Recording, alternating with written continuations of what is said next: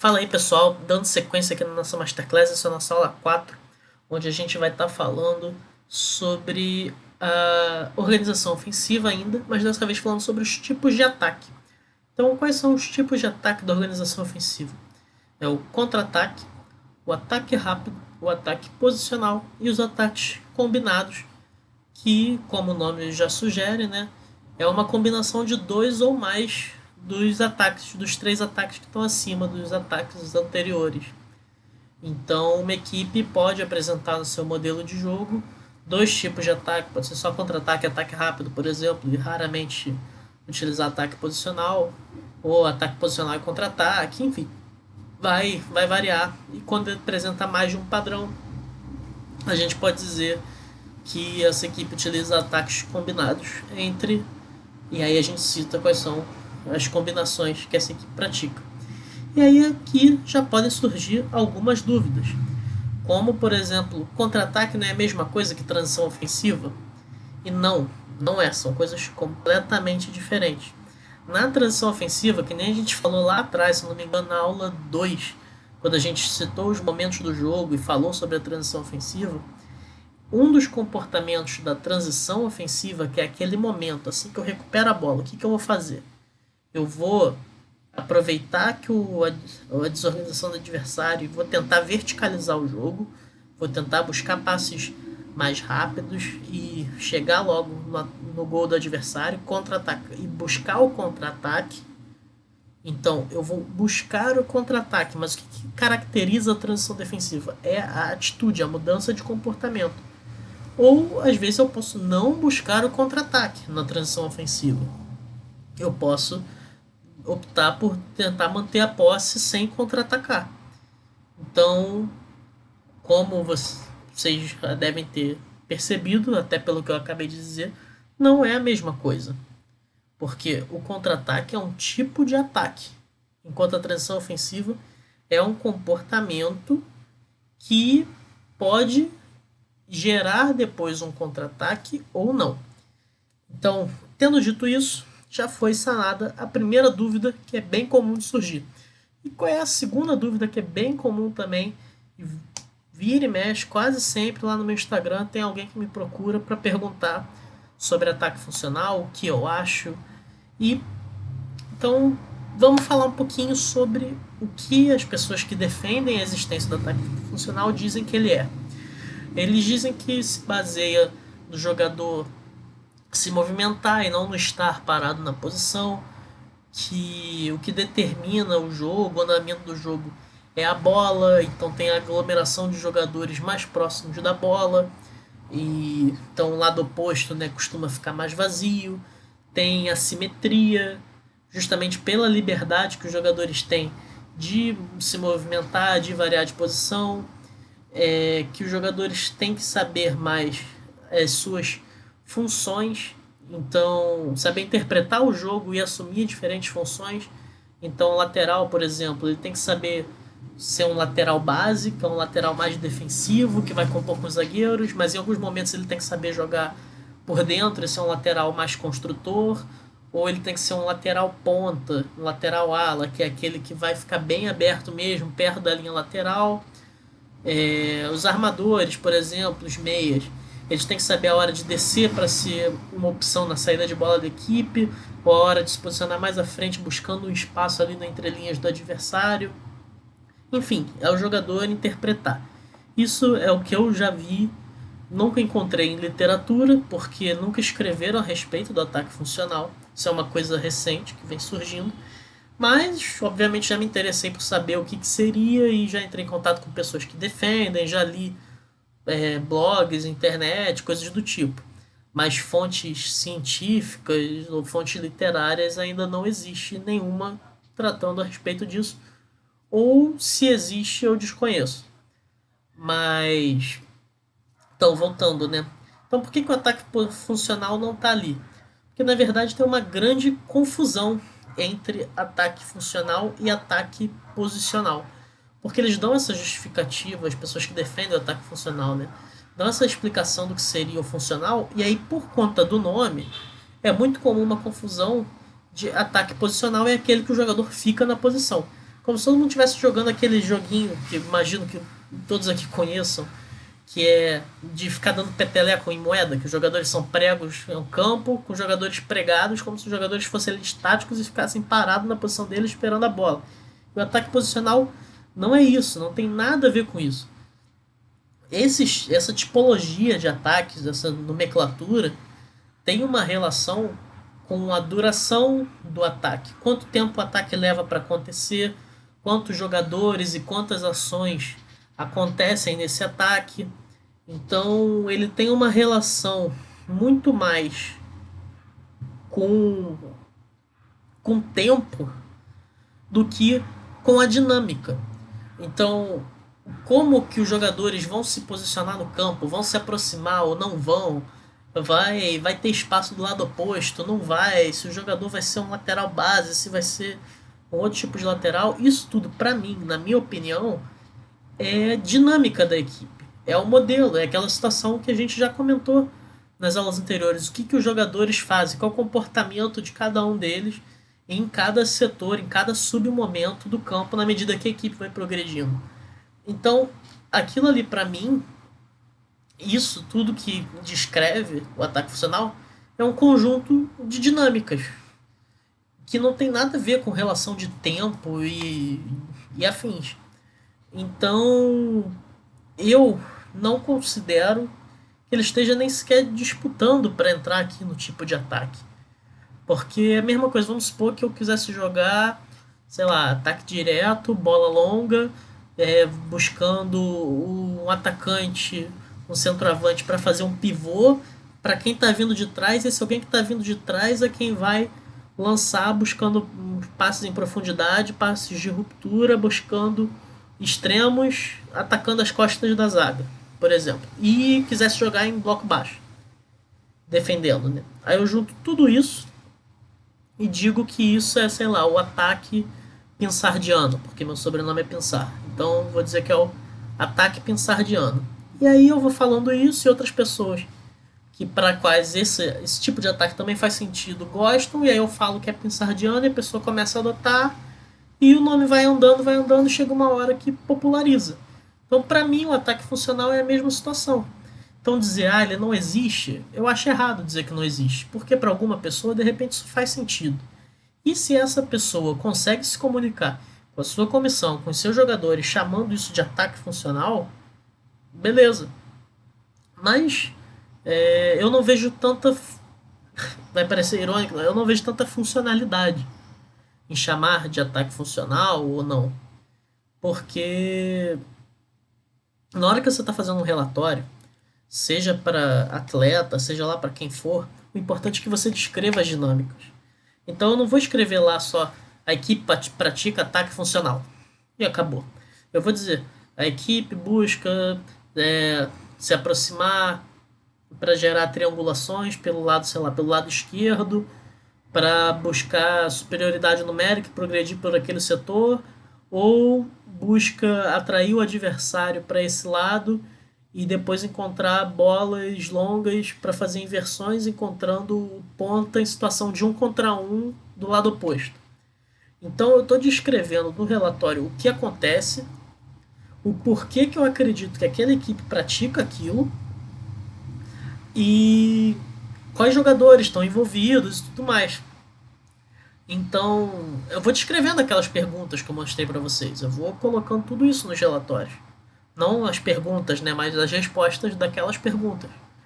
Então, eu acho que o ataque funcional pode existir, se faz sentido para alguém. Mas para mim, até hoje não fez sentido para mim escrever isso. Uma equipe pratica ataque funcional. E os tipos de ataque, para mim, é algo que faz um pouco mais sentido. Porque uma equipe pode ter, como está relacionado mais com o tempo, uma equipe pode ter preferência em fazer um contra-ataque, que é um ataque que dura pouco tempo, é o mais curto de todos.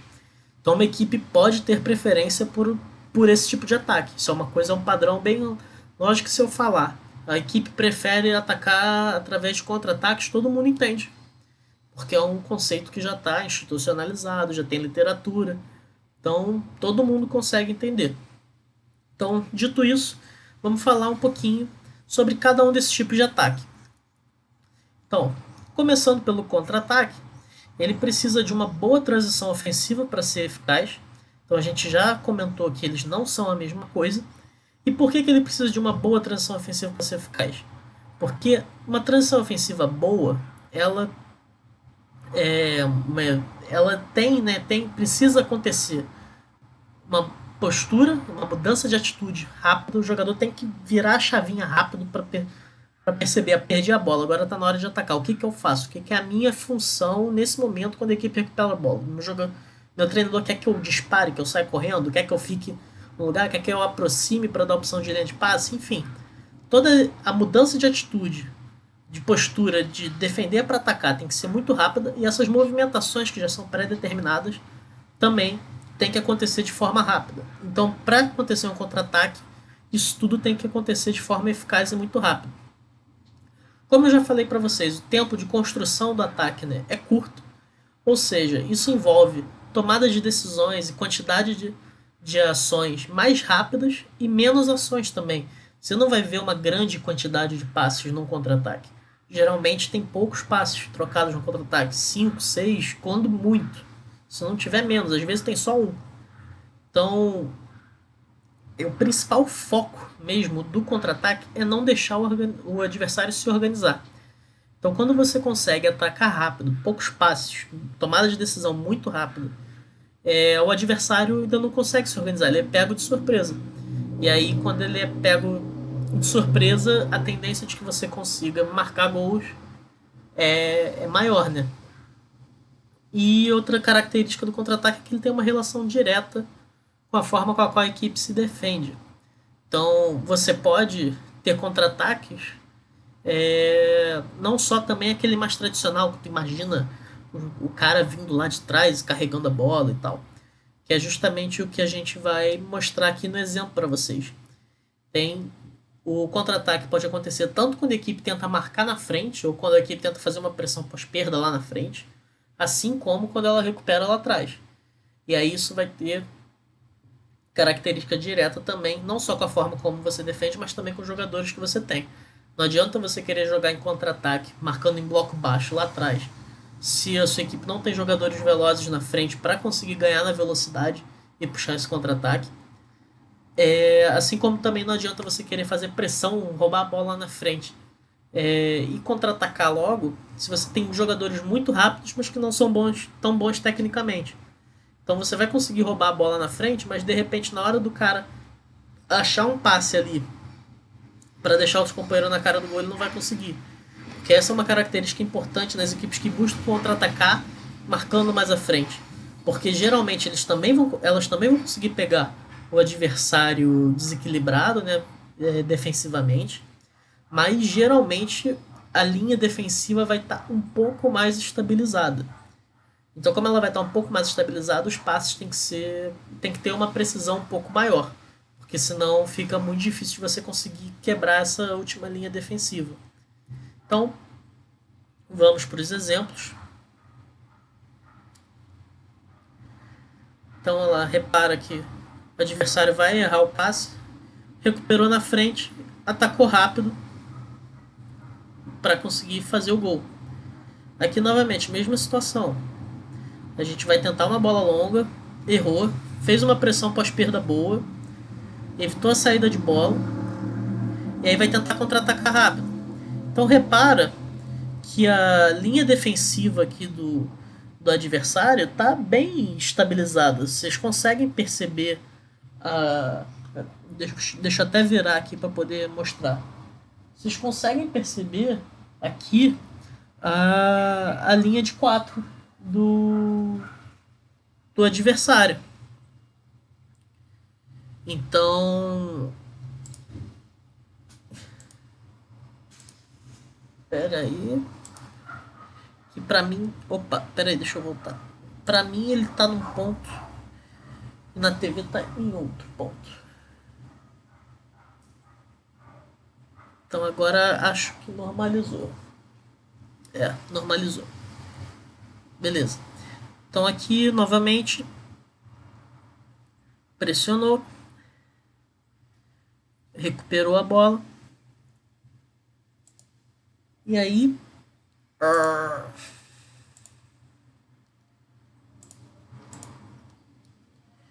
Pronto. E aí vocês conseguem reparar que a linha de 4 da equipe aqui foi contra a Portuguesa. Vocês conseguem ver que ela está bem estruturada. Ela não foi desmontada em momento algum e tem ainda um volante aqui. Mas mesmo assim, essa nossa equipe estava treinada para conseguir contra-atacar quando roubava a bola no campo de ataque. Então, o padrão que a gente tinha nessa equipe aqui, por conta dos jogadores e tudo mais, era recuperou na frente, contra-ataque rápido, porque já está mais perto do gol do adversário, tenta pegar os caras prevenidos. Recuperou atrás, mantém a posse de bola para tentar atacar organizado depois. Que é, então aqui, recuperou a bola, o jogador achou um passe bom pro cara que estava dentro da área, quase que sai o gol. E aqui já é uma situação que eu comentei que é aquele contra-ataque mais tradicional, quando a gente fala em contra-ataque vem na mente das pessoas, né? Tem espaço para correr, tem jogadores rápidos, e o cara pegou a bola lá atrás, saiu carregando, tocou pro outro que estava livre dentro da área e caixa, gol. Ou que nem eu falei, pode não ter tantos toques assim, pode ter só um passe, que é esse caso aí. Um passe do goleiro, achou o meia que estava lá na frente para iniciar o contra-ataque, ele driblou dois e guardou. Então, como vocês viram, pode ser situações de contra-ataque, tanto quando você marca, né, mais à frente, como quando você marca num bloco mais baixo. Falando agora do ataque rápido. Ele é bem semelhante ao contra-ataque. As características são próximas, poucos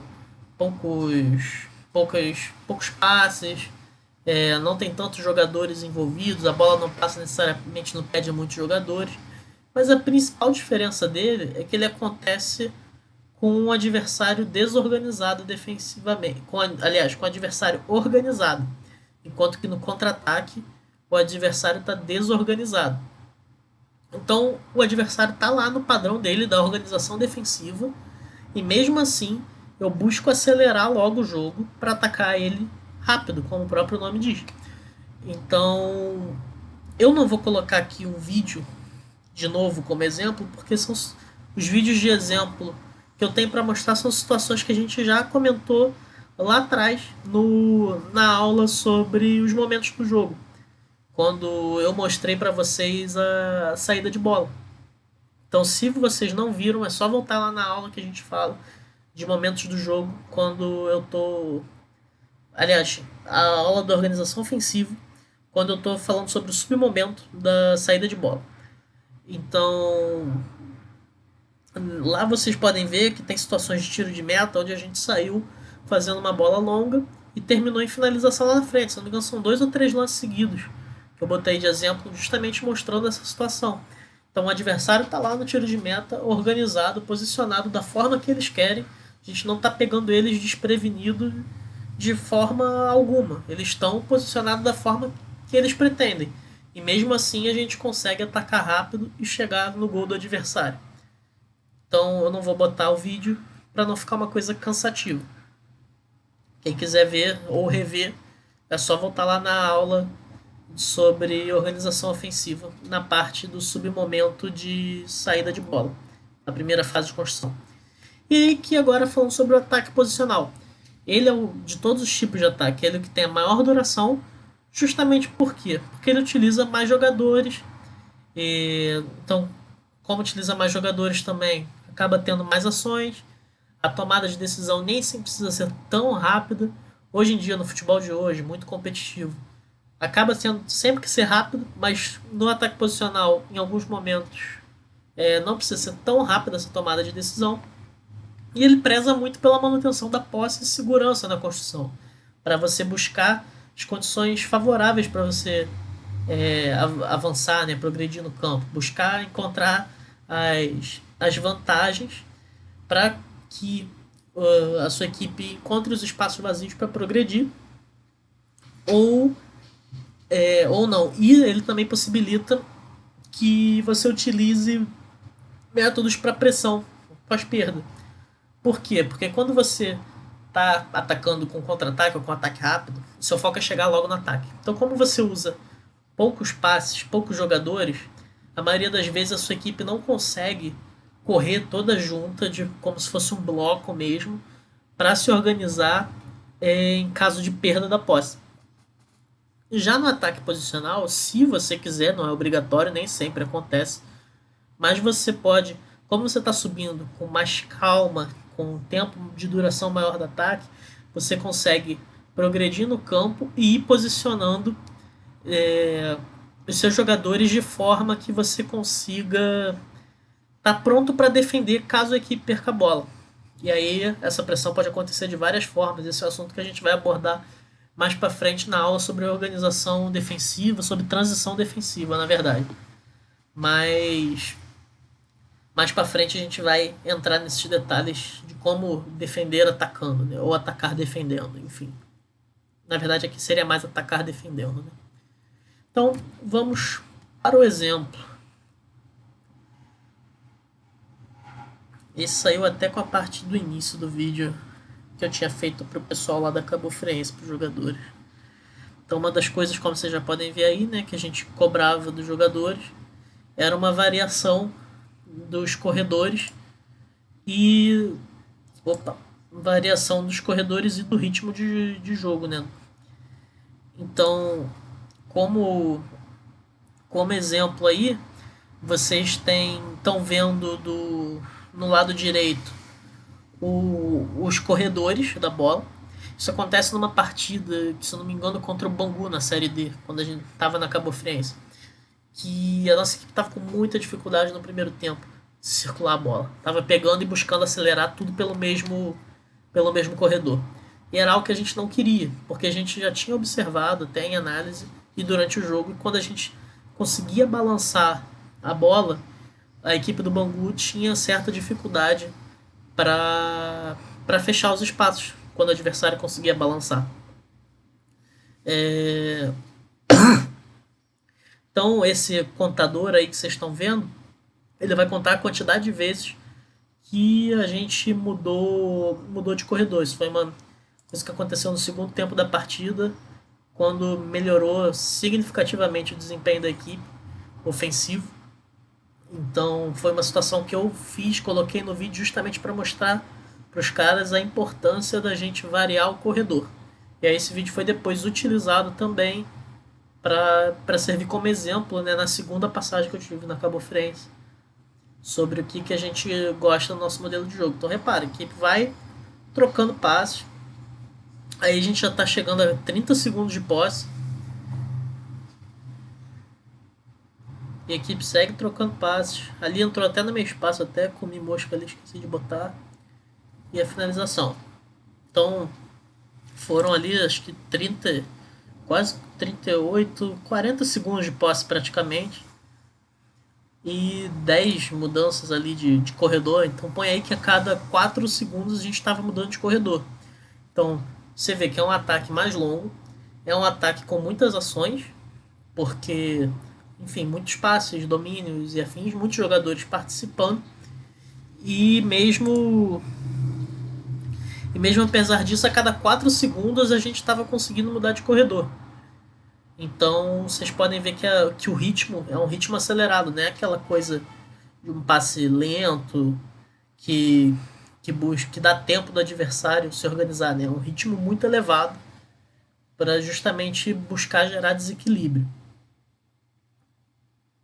Então, novamente, a situação a gente vai trocando passes, aí já vai chegando a 30 segundos de posse e 9 mudanças. Então também dali 3 segundos e alguma coisa de mudança para que leva para mudar corredor, né? Uma velocidade bem razoável, bem boa. Aí já é uma situação que está contando o número de passes.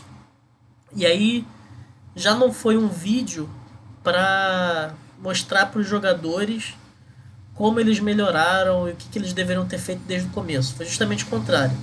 Foi uma partida que a gente estava perdendo por último colocado do grupo, que era uma equipe tecnicamente de um nível inferior. Isso já a 40 do segundo tempo, a gente perdendo de 1-0. Aquele gol que a gente já mostrou aqui de ligação direta foi o gol do 2-1, foi o gol da virada, já aos 45. Isso daí é 40 do segundo tempo. E a paciência que a equipe está tendo para manter a posse, rodar a bola até encontrar a melhor situação, o melhor espaço. Então, esse é um gol que a bola passou literalmente no pé de todos os jogadores da equipe, desde o goleiro até o centroavante, todo mundo tocou na bola. E quando a gente foi mostrar para os caras e perguntou de onde saiu o gol, eles nem tinham tido noção. Que eles falaram, ah, saiu do fulano, saiu do Beltrano, que foi o último passe. Mas eles nem tinham tido a noção de onde começou, de que ficaram tanto tempo com a bola. Então aqui não foi para mostrar uma situação de correção ou de cobrança do que deveria ter sido feito. Foi justamente para enaltecer o que eles fizeram, né? Então é uma coisa importante também quando você está trabalhando com análise, você não só criticar, né, quando tem que criticar, mas também enaltecer quando os caras fazem a coisa certa. Então aí, termina em gol, 1 minuto e 40 de posse, quase 1 minuto e 38, e 31 passes trocados com a equipe inteira tocando na bola. Então esse gol para mim, eu vou levar para a vida inteira, representa muito bem o que seria o ataque posicional, maior duração, maior quantidade de passes, de jogadores participando e tudo mais. Então, era isso que eu tinha para falar para vocês sobre os tipos de ataque. Espero que vocês tenham gostado. E a partir da próxima aula a gente vai começar a falar sobre a organização defensiva.